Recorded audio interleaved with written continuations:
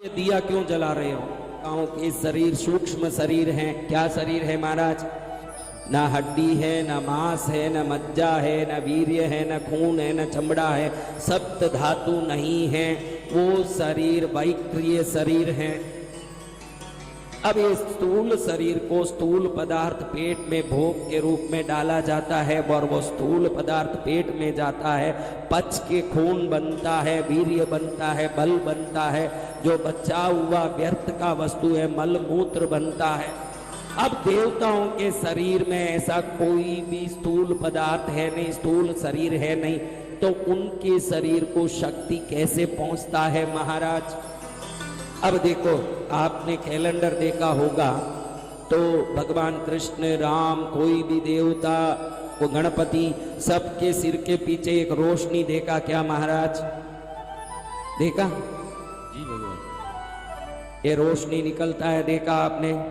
अब पानी को गर्म करो, पानी जैसे जैसे भाप बनता जाता है, पानी का स्तर कम होता जाएगा कि वैसे ही रहेगा महाराज? तो ये रोशनी जो निकल रही है, ये निकलती जाएगी तो अंदर से शक्ति कम होती जाएगी कि वैसे ही रहेगा? जब ये शक्ति खत्म हो जाए, इसी को देव आयु की समाप्ति कही जाती है। कितने ही इंद्र हो गए, कितने ही ब्रह्मा हो गए, कितने ही देवताओं के आयु खत्म होने के बाद नए देवता उस स्थान में आ गए, क्योंकि ये शक्ति खत्म होते ही उनकी देव आयु खत्म हो जाती है महाराज। अब आप लोगों के शरीर में थोड़ी शक्ति खत्म होती है तो आप भोजन डाल लेते हो, जैसे ही भोजन डाला शक्ति पुनः प्राप्त होती है। गाड़ी में डीजल खत्म होता है, वापस डीजल भर देते हो, वापस गाड़ी चलने लगती है। तो हमारे ऋषि मुनियों ने शोध किया कि देवताओं के शरीर से रोशनी के रूप में निकलने वाली शक्ति को पुनः प्रकट करने के लिए क्या दिया जाए जिससे वो शक्ति प्रकट हो। कैसे वो शक्ति प्रकट हो सकती है? देवताओं के नाम से अग्नि में घी डालो, तो जो अग्नि में घी गिर के भस्म होता है, वो घी जो खत्म होके बाफ बन गया, वो देवों के शरीर में पहुंचता है तो उनकी शक्ति बन जाती है। जैसे डीजल से कार चलता है, घी जैसे अग्नि में पड़ के बाफ बनता है, तो देवों के शरीर में शक्ति बन के उनके शरीर को संचालित करने वाली ऊर्जा बन जाती है। इसलिए अब देवों को अग्नि कुंड में लकड़ियां डाल के, लकड़ी जला के, अग्नि जला के, घी डाल के उनको आहुति देने लगे। लेकिन देवता तो कई कई स्थानों में रहते थे, उन तक उसको पहुंचाए कौन?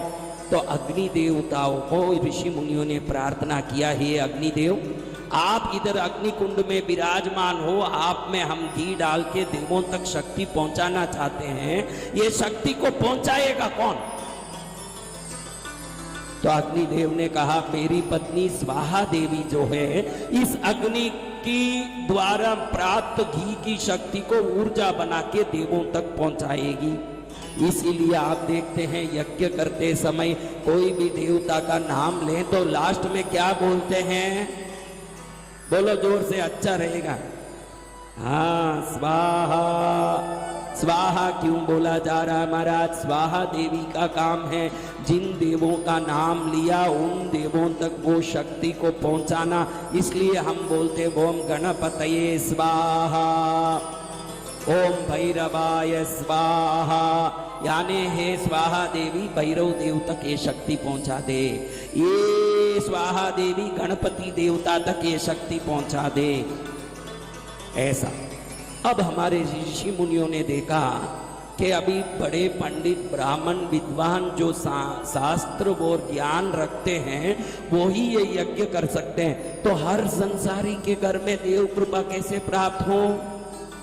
इसलिए आपको वो छोटे से दिया करने की पद्धति ऋषि मुनियों ने बताया कि बड़े बड़े यज्ञ में जो अग्नि में घी डाल के स्वाहा किया जाता है, आप थोड़ा घी भर के अग्नि लगा के अपने देवता के सामने रखोगे, अग्नि कुंड में अग्नि नीचे और घी ऊपर से डाला जाता है, दीपक में घी नीचे और अग्नि ऊपर जलाया जाता है। दोनों का तात्पर्य एक ही है कि किसी भी प्रकार से घी को अग्नि से संपर्क करा के घी को समाप्त करके उन देवों तक शक्ति पहुंचाएं, ताकि आपके घर में बैठे हुए देवता देखें इन्होंने मुझे शक्ति दिया तो बदले में मैं इन पर कृपा करके इनके घर का कल्याण मैं कर दूं।